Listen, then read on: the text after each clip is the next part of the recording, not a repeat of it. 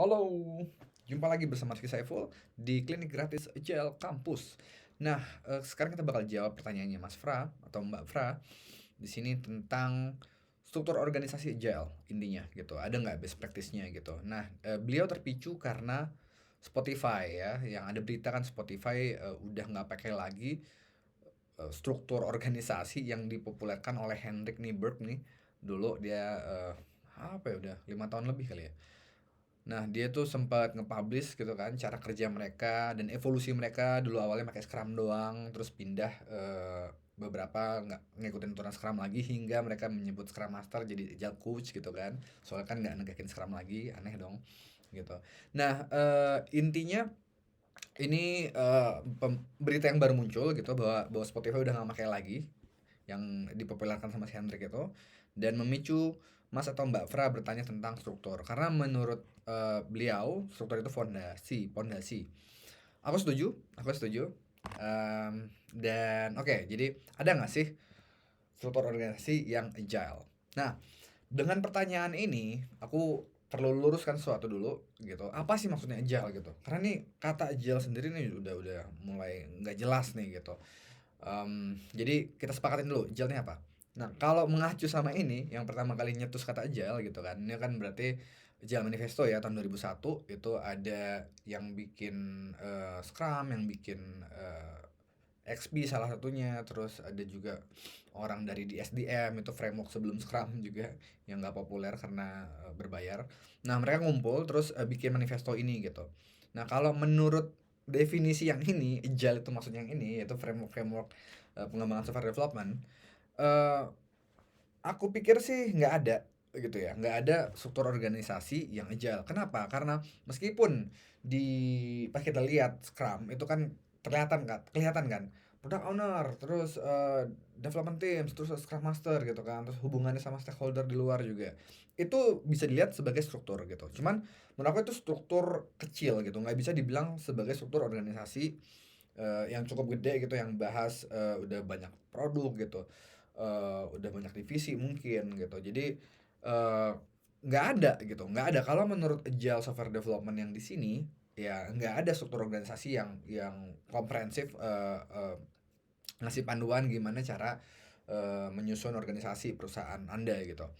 Jadi kecuali mungkin kalau teman-teman sempat ngeliat nih kan, ya ada namanya LESS dan Safe gitu kan. Ini strukturnya Safe gitu. Jadi udah scale agile dan mereka udah mulai nyinggung-nyinggung tentang rules yang lebih gede lagi yang enggak day to day gitu. Di sini kan kelihatan ya gitu. Nah, mungkin di sini udah masuk nih definisi apa namanya? Struktur organisasi gitu. Cuman kalau teman-teman juga coba googling, banyak banget gitu yang komunitas Agile Software Development yang nggak setuju bahwa ini tuh framework Agile gitu. Dan aku termasuk di yang bagian itu gitu.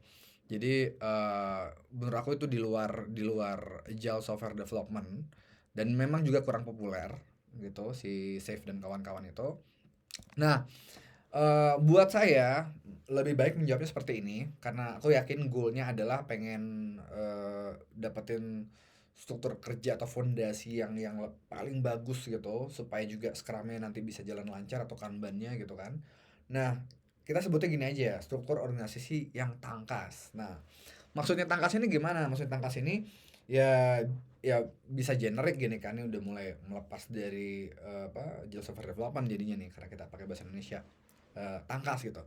Ya yang bisa cepat gitu kan menangkap peluang, cepat menangkap kekesalan gitu dari pengguna, dari user gitu.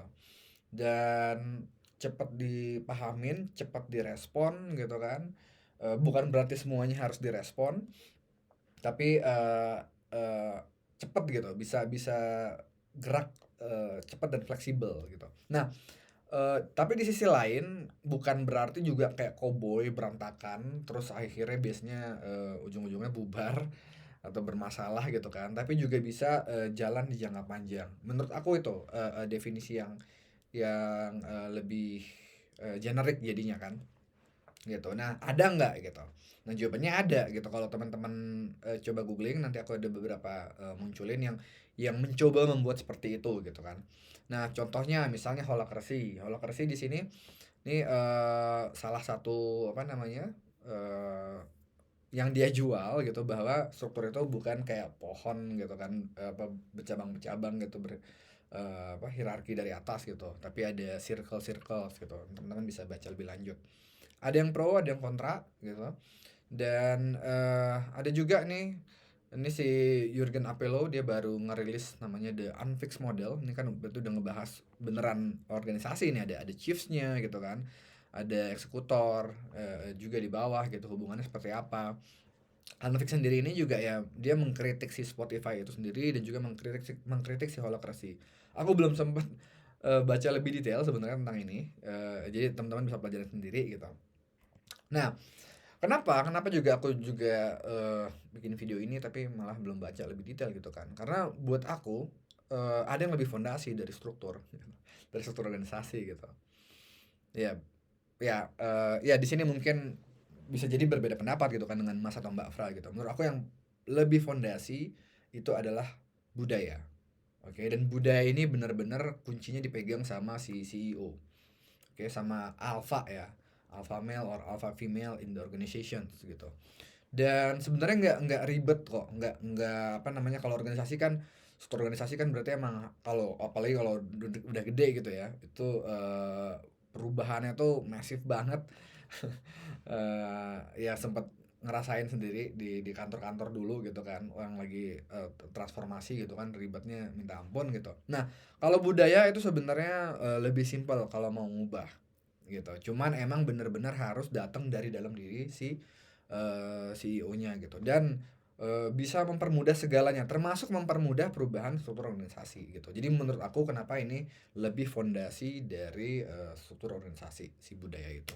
So, gue bakal rilis iCove dalam waktu dekat gitu kan. Mungkin kalau yang udah dengar di apa namanya, di grup-grup agile eh gitu, gue bakal rilis itu panduan buat membangun budaya ya buat CEO, dan bisa juga dipakai untuk tim gitu, di budaya internal lokal di tim itu. Nah, eh jadi keep follow pengumuman gue. Ini Rizky Saiful, LinkedIn gue, kok follow aja, nanti diumumin di sana. Dan ini juga ada di luar Agile Campus ya. Jadi mungkin kalau salah tangkap gitu kan, wah ini bagiannya Agile Campus. Enggak, ini bagian di luar dari Agile Campus gitu. Kenapa? Karena memang iCove memang mau keluar dari apa namanya, dari sudut pandang atau perspektif si Agile atau si Tangkas itu sendiri gitu. Ini dia mau fokus ke inovasi gitu ya. Jadi mudah-mudahan jadi bisa attract atau bisa mengedukasi pihak-pihak yang lebih luas lagi gitu kan, khususnya orang-orang yang udah antipati sama nama Agile gitu, karena emang udah rusak ya. Udah macem-macem nih kan, save lah apalah itulah gitu. So anyway, ya mudah-mudahan menjawab Mas Fra. Aku cuman kasih beberapa referensi gitu kan, kasih pandanganku sendiri gitu. Bisa mempelajari sendiri. See you, bye bye.